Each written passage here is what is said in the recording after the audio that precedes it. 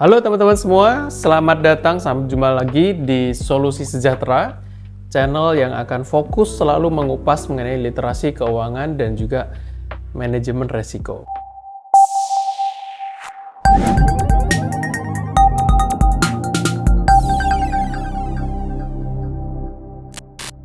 Dengan saya di sini, Sony Arif, biasa dipanggil Henderson. Kita hari ini akan mengupas bagaimana tabel medis, ya, bagaimana kita dalam mengajukan permohonan nasabah kita untuk mendapatkan perlindungan yang terbaik dari Allianz, tentu ada kriterianya, ya.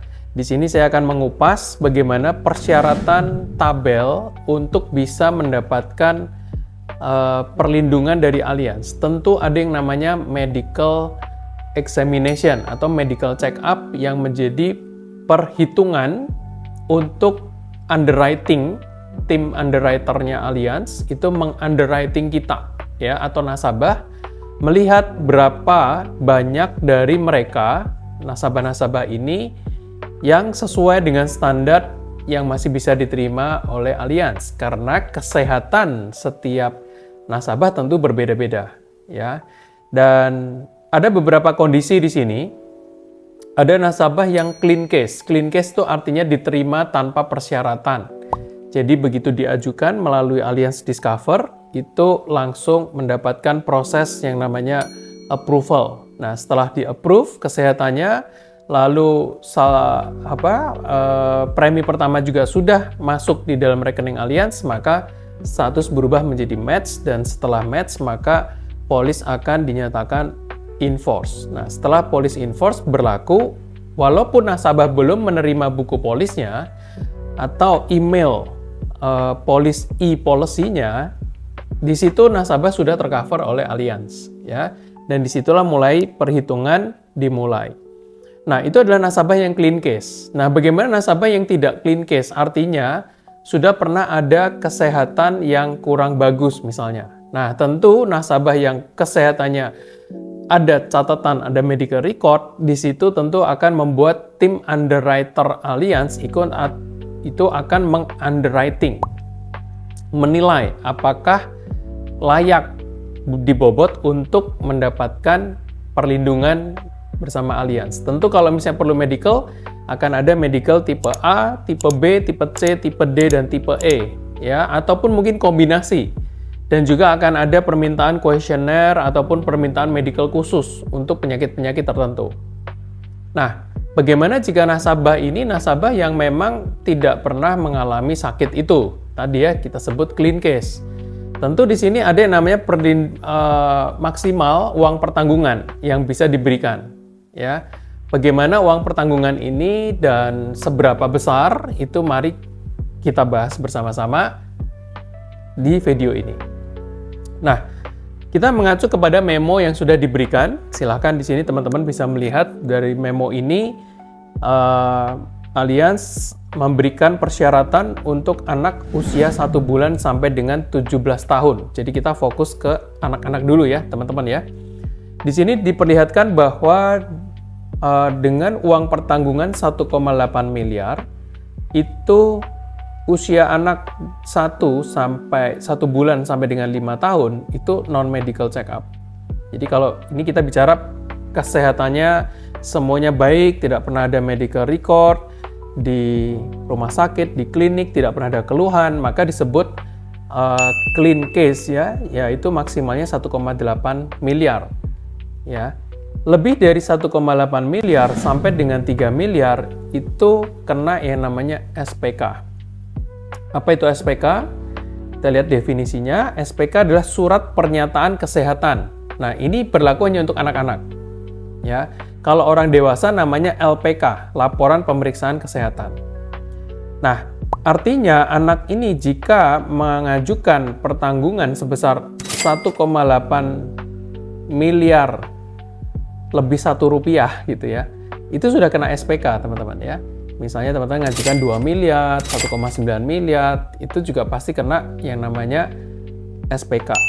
Nah, berarti perlu ambil waktu untuk ketemu dengan dokter di rumah sakit yang dirujuk atau laboratorium yang dirujuk. Mereka adalah rekanan Allianz. Di sana calon nasabah akan dicek secara fisik, ya, mengisi dokumen, cel fisik, timbang, tinggi badan, tekanan darah, semua hal-hal yang berkaitan dengan fisik itu dicek. Ya, hanya pengecekan fisik dan pengisian lembar kesehatan. Nah, sekarang kita masuk ke usia 6 sampai 14 tahun. Ternyata di sini masih non-medical untuk 1,8 M, dan untuk usia 6 sampai 14 tahun ini jika ngambil uang pertanggungan di atas 1,8 miliar, maka di sini dikenakan SPK plus analisa urin lengkap. Nah, apa analisa urin lengkap? Analisa urin lengkap itu mencakup apa saja? Ya, itu nanti detailnya kita bisa lihat di lampiran ya. Saya nanti akan lampirkan apa itu analisa urin lengkap ya. Di memo sini tidak tercantum soalnya. Oke. Lalu kita masuk ke kategori yang ketiga, yaitu usia 15 sampai 17 tahun. Nah, di sini di bawah 1,8 M masih non-medical ya, tapi 1,8 M ke atas itu sudah medical tipe A dan darah rutin ya. Jadi kalau teman-teman baca di sini medical tipe A itu apa sih? Nah, teman-teman bisa lihat di sini. Medical tipe A. Oke, medical tipe A adalah LPK dan analisa urin lengkap. Ya, medical tipe A. LPK berarti lembar pemeriksaan kesehatan, ya, atau SPK tadi, plus analisa urin lengkap. Oke, sampai sini medical tipe A teman-teman sudah tahu, dan juga darah rutin itu juga sesuai lembar pengantar medis, tinggal di checklist nanti diajukan di bawah. Nah, rumah sakit atau pihak laboratorium yang kerja sama dengan Allianz hanya menerima surat pengantar resmi dari Allianz, dan di situ nasabah dan agen tidak perlu membayar uang karena prosesnya adalah setelah diterima, pengecekan dilakukan, hasilnya itu langsung dikirim oleh pihak rumah sakit atau laboratorium langsung ke Allianz. Jadi kita tidak perlu repot di sini ya. Mereka sudah jaringan seluruh Indonesia sudah bekerja sama. Itu dia kenapa perlu kita membawa nasabah kita ke rumah sakit yang rekanan. Pak, bagaimana kalau bukan saya bawa tapi dia ternyata bukan rekanan Allianz? Nah, itu teman-teman dulu masih bisa, sekarang kelihatannya sudah semakin sulit ya. Dulu masih bisa tapi dengan proses reimburse ya. Tapi sekarang jika ada di kota Anda laboratorium yang bekerja sama, tentu akan dimasukkan ke sana. Kecuali di tempat Anda tidak ada laboratorium kerjasama. Nah, itu baru boleh diekskalasi ke laboratorium yang ada di setempat.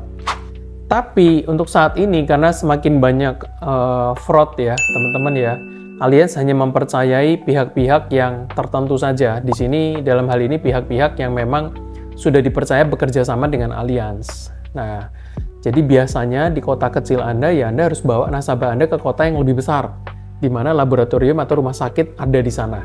Dan itu rekanan Allianz. Seperti itu. Oke? Sekedar catatan seperti itu. Nah, kita kembali ke tabel. Di sini kita mulai masuk ke usia dewasa ya. Dia itu termasuk dewasa adalah usia 18 tahun sampai dengan 70 tahun. Dan ini tabel untuk non-MDRT. MDRT member ya, Million Dollar Rentable. Itu kalau teman-teman ini adalah satu peringkat bergengsi kalau di industri asuransi karena hanya 3% seluruh penduduk dunia yang bisa masuk kategori penjual polis asuransi gitu ya, atau sebagai konsultan insurance gitu ya, yang memiliki peringkat MDRT itu hanya 3%. Jadi ini pengakuan dunia internasional terhadap agen-agen asuransi seluruh dunia. Nah, yang saya bahas di sini adalah yang non-MDRT. Jadi kalau agen biasa atau agen baru masuk, biasanya dia bukan MDRT, maka dia akan memiliki tabel standar seperti yang saya akan bahas di sini. Ya, teman-teman bisa perhatikan di sini, uang pertanggungan kalau dirupiahkan hingga 650 juta, itu usia 18 sampai 45 non-medical, bahkan usia sampai dengan 70 tahun itu non-medical. Nah, teman-teman perhatikan di sini, hingga 1 miliar itu usia 18 sampai dengan 60 tahun itu non-medical. Baru di usia 61, jadi kalau tertanggung Anda itu usianya 61 tahun sampai dengan 70, itu medicalnya tipe B. Nah, tipe B seperti apa? Kita lihat di sini. Nah, tipe B berarti memerlukan LPK, ya, laporan pemeriksaan kesehatan. Yang tadi saya udah bilang ya, cek fisik ya, sama seperti SPK yang untuk anak-anak. Ditambah dengan analisa urin lengkap, kemudian analisa lemak darah dan gula darah puasa. Ya, jadi itulah tipe B. Semakin ke bawah, teman-teman bisa lihat di sini, tipe C, tipe D, dan tipe E itu semakin banyak yang diperiksa. Gitu ya. Jadi uang pertanggungan makin besar, makin banyak yang harus diperiksa. Usia makin lanjut, makin banyak yang perlu diperiksa. Ya, itu acuannya dari sana. Oke.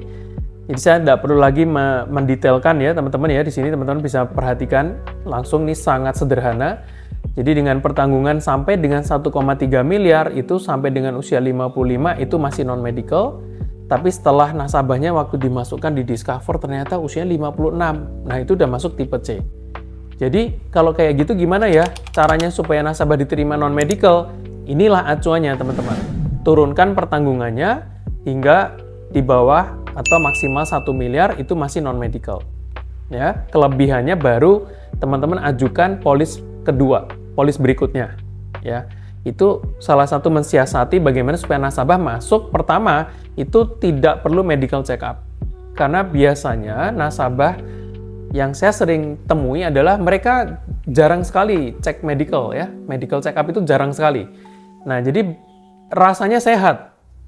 Tapi teman-teman bisa bedain nggak? Sehat dengan tidak sakit. Bisa nggak teman-teman bedain sehat versus tidak sakit? Mirip-mirip ya. Tapi sebenarnya tahu nggak perbedaannya teman-teman? Ya. Apakah klien kita itu nggak pernah medical check up, apakah itu bisa disebut sehat? Atau beliau sedang tidak sakit sebenarnya? Nah, itu dia. Taunya dari mana kita sehat atau sakit? Adalah pada saat kita medical check up. Waktu kita medical check up, ternyata muncul di situ, ya, analisa urin, analisa darah, ronsen mungkin ya, treadmill, itu akan keluar kondisi medis nasabah-nasabah kita itu. Dan ternyata itu bisa menimbulkan exclude ya, pengecualian misalnya akan menimbulkan dipospon, tidak bisa memiliki polis dulu, harus berobat dulu. Kalau sudah membaik kondisinya coba diajukan lagi. Bisa ditolak ya. Tadi kalau ekstra premi ya, substandard atau ekstra premi. Jadi preminya dia harus bayar lebih karena biaya asuransi akan lebih mahal, lebih tinggi dibandingkan yang normal, dibanding standar. Ini adalah hal-hal yang sangat lazim di dunia asuransi. Jadi semua asuransi maunya nasabah-nasabah yang sehat. Jika terjadi sesuatu yang tidak sehat, maka asuransi akan cenderung untuk mengeksklut ya. Dikecualikan sakit-sakit tertentu, dikecualikan untuk manfaat-manfaat tertentu ya. Dan juga bisa dikenakan ekstra premi, membayar biaya asuransi yang lebih besar dan lain-lain ya. Itu juga yang bisa menyebabkan decline, misalnya ditolak ya, atau dipospon. Kalau dipospon berarti boleh ngajukan lagi. Kalau decline itu biasanya udah nggak ada lagi kesempatan untuk bisa mengajukan lagi ke Allianz. Oke? Nah, kembali ke sini, teman-teman bisa perhatikan di sini. Berarti kalau misalnya caranya gimana Pak? Gampang aja. Teman-teman misalnya nasabahnya usia berapa? 51 tahun. Oke. 51 tahun, UP-nya bisa kena tipe C nih, kalau 1,3 M ke atas. Nah, teman-teman masukin aja, pasin di 1,3. Nah, itu aman. Ya. Terus, Pak, tapi saya mau closing besar. Iya, loloskan dulu aja yang 1,3 M, baru nanti pertanggungan selanjutnya teman-teman ajukan lagi yang kedua. Nah, jadi nanti yang kena medical check up yang kedua, polis yang kedua. Yang pertama aman. Gitu. Itu strateginya ya. Kalau enggak, begitu teman-teman misalnya ajukan 1,5 M, pasti kena medical tipe C.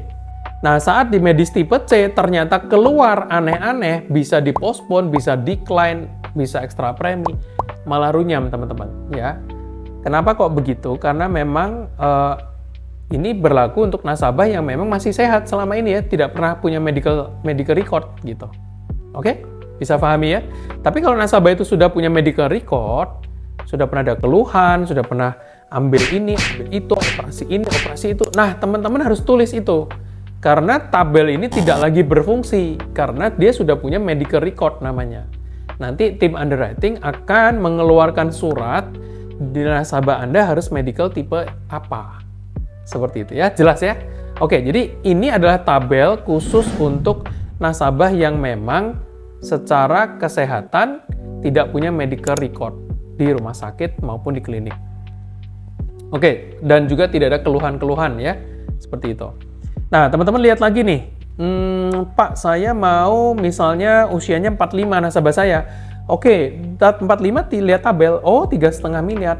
3,5 miliar non-medical check up. Nah, teman-teman bisa ajukan maksimal di 3,5 miliar. Baru sisanya teman-teman ajukan di medical, diajukan, baru nasabah itu kena medical selanjutnya. Oke? Jadi udah paham ya? Tipe-tipe pertanggungan dan juga angkanya teman-teman bisa perhatikan sini, sehingga teman-teman bisa compare. Sekarang saya mau bahas untuk agen-agen yang MDRT ya.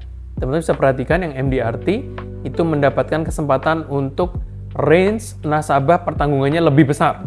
Contoh ya, tadi usia 51 tahun, tadi saya ambil contoh ya, itu kena tipe C kalau nasabah yang agennya MDRT, bermerek gitu ya teman-teman ya, 2 miliar adalah maksimal, ya itu kena tipe C. Tapi non-medisnya adalah di 1,5 M, usia 51, 1,5 miliar itu non-medis. Jadi teman-teman perhatikan di sini usia 51, non-medisnya di 1,3 M. Jadi ada selisih 200 juta di sini ya. Begitu juga dengan kalau nasabah MDRT teman-teman ada di usia muda nih ya, masih usia 45 tahun.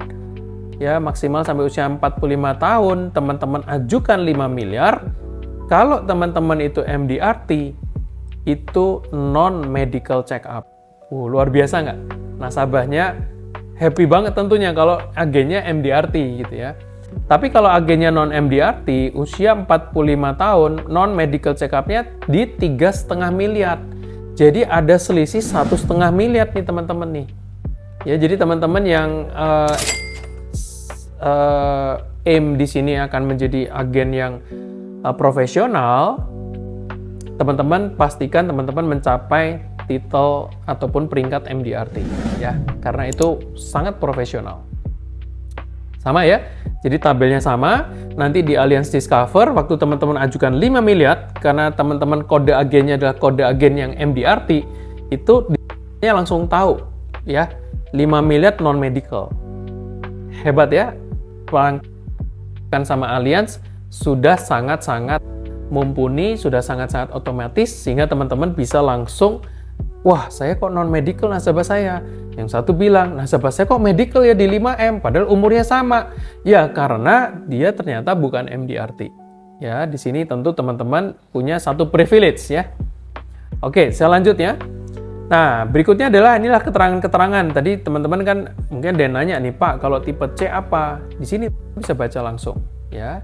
Selain apa yang dilakukan di tipe B, masih ditambahkan lagi EKG, tes fungsi ginjal, dan juga tes fungsi hati. Kalau kena yang tipe D, itu adalah LPK, analisa urin lengkap, analisa darah lengkap, EKG, dan ditambah foto ronsen dada. Nah, di tipe E, selain yang dilakukan di tipe D, ditambah lagi treadmill test dan HIV test. Ya, teman-teman, ini adalah tipe-tipe medis yang diminta oleh Allianz untuk memastikan nasabah-nasabah itu memang layak untuk diterima atau dikenakan penambahan ya.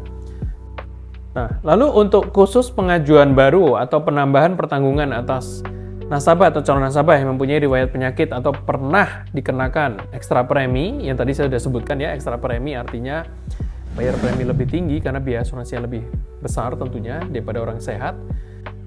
Kemudian ada postpone, artinya postpone itu ditunda, itu bisa 6 bulan atau mungkin paling cepat 3 bulan setelah konsultasi medis hasilnya oke, teman-teman bisa ajukan ulang ya. Atau bisa jadi postpone karena hasil medical check up di laboratorium tertentu itu hasilnya tidak bagus. Tapi kadang-kadang lab bisa salah. Jadi teman-teman kalau hasilnya memang sangat aneh dibandingkan fisik, teman-teman lebih baik cek ulang di tempat medical check up di laboratorium lain yang rekanan sama alias juga, sehingga bisa dilihat perbedaannya. Ya. Kalau ternyata hasilnya bagus, berarti kan salah medical check up yang pertama. Itu ajukan lagi aja, walaupun dipospon, teman-teman langsung ajukan lagi. Ya, itu caranya. Kemudian yang ketiga tadi adalah decline, ditolak ya. Kalau sudah ditolak ini, ya teman-teman bisa banding kalau memang hasil penolakannya karena hasil lab yang tidak bagus tadi ya. Terus exclusion, yaitu pengecualian terhadap sakit tertentu yang kaitannya sama penyakit yang sudah ada sebelumnya. Itu biasanya dilakukan exclusion atau pengecualian. Nah, oke, teman-teman, saya sampaikan di sini tipe dan jenis medical apa yang diperlukan itu ditentukan oleh underwriting department. Ya, setelah pengajuan SPAJ atau form perubahan polis itu diterima. Oke, nah, kemudian ketentuan ini, tabel medical underwriting ini berlaku, ini mengacu pada TASA Life atau TASA CI, mana yang lebih besar. Jadi TASA itu adalah perhitungan untuk seluruh polis nasabah yang ada di Allianz, ya. Jadi bisa jadi nasabah Anda itu sudah punya polis Allianz, sudah ngambil mungkin 10 tahun, 15 tahun yang lalu, atau mungkin 2 tahun yang lalu, atau baru ngambil 1 tahun yang lalu, atau beberapa bulan. Terus dia ngambil satu program asuransi sama Anda. Nah, perhitungan yang kemarin-kemarin masih diperhitungkan, teman-teman. Gitu ya. Nah, karena produk Allianz-nya itu sekarang variasinya cukup banyak, teman-teman bisa dilihat di sini adalah TASA Life. Artinya kalau dihitung total, itu UP jiwanya itu berapa? Itu life, ya. Kemudian kalau CI, itu critical illness. Itu namanya the total critical illness yang dimiliki oleh nasabah. Nah, ini dicek mana yang lebih besar, itulah yang dijadikan acuan, ya. Lalu komponen TASA Life ini disebutkan di sini adalah uang pertanggungan dasar ya atau JRA payer. JRA payer itu adalah, kan teman-teman tahu ya, payer itu juga adalah benefit jika kalau disebut payer benefit berarti kalau nasabah sakit kritis atau cacat tetap total, maka Allianz membayarkan sejumlah premi, betul ya? Nah, itu payer kan? Kalau payer protection itu nasabah membayarkan, Allianz membayarkan sejumlah premi jika tertanggungnya meninggal, pembayar preminya meninggal dunia. Jadi payer itu bukan ke tertanggung tapi ke pembayar premi. Tapi si pembayar premi saat dihitung di payer maka dia disebut tertanggung juga. Ya, itu dia kenapa harus dihitung. Jadi pada saat payernya dihitung, kemudian uang pertanggungan dasar dihitung, ditambah pertanggungan lifetime life mungkin di asuransi yang lain, di Allianz juga dihitung total, itu disebut tasanya life, ya, disebut tasa life. Lalu tasa CI juga sama kurang lebih, yaitu misalnya seumur saya di Allianz itu banyak sekali program yang saya sudah ambil ya. Ini semua saya punya di sini adalah CI Accelerate, itu CI yang mengurangi jiwa ya, memotong UP jiwa, CI Plus yang berdiri sendiri, CI 100 ada 100 kondisi kritis, dan juga Flexi CI. Berarti ini dijumlah semua nih teman-teman. Ini disebut tasa CI. Ya, itu nanti ada aturannya. Jika teman-teman nanti keluar surat, nggak usah dipusingin sekarang, tapi kalau teman-teman nanti terima surat dari underwriting, begini, diikutin aja atau tanya sama leadernya ya, karena di situ akan lebih jelas case by case-nya. Oke? Dan jika terjadi ketidaksesuaian tabel medis pada saat Anda submit atau menerima persyaratan underwriting, itu kok nggak sesuai, nah, teman-teman bisa menginformasikan kepada admin di kantor untuk bisa mengajukan kepada underwriting, menanyakan ke BPRM di sana kenapa hal ini terjadi. Ya, so teman-teman, sekilas ini aja saya rasa udah cukup jelas apa yang perlu difahami mengenai tabel medis supaya teman-teman bisa menjadikan ini acuan supaya nasabah yang dimajukan tidak perlu terkena medis yang tinggi-tinggi amat, atau bila perlu malah clean case, polisnya langsung jadi karena dia tidak perlu medical check up. Ya, jika dia perlu medical check up, itu adalah UP lebihannya yang perlu di medical check up. Oke, demikian dari saya. Jangan lupa untuk subscribe ya, kemudian share ke teman-teman agent Anda juga, dan like kalau Anda suka konten ini. Sampai jumpa di video berikutnya. Thank you.